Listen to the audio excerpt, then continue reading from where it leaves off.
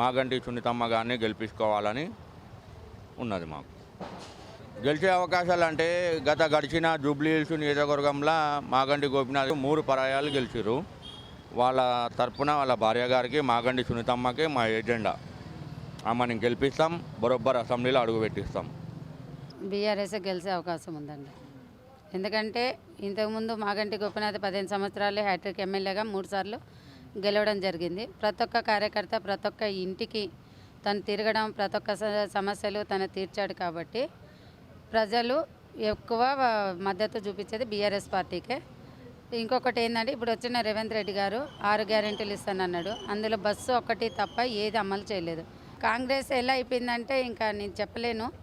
అలాగా కాంగ్రెస్ అంటే ఎందుకు కాంగ్రెస్ వచ్చిందని అసలు మొత్తము రియల్ ఎస్టేట్ అనే కాదు, మార్కెటే పడిపోయింది. ప్రతి ఒక్కరు బాధపడుతున్నారు.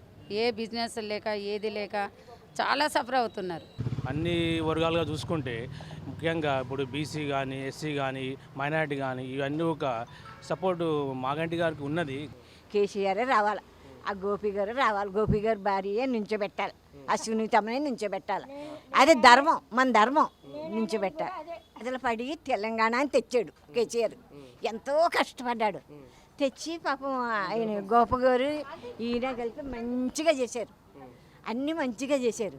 గబుక్క కాంగ్రెస్ వాడు వచ్చేస్తే ఏదో పైసల గురించి దాని గురించి కాంగ్రెస్ వాడు పెట్టాడు. కానీ న్యాయంగా అయితే కేసీఆర్ రావాలి.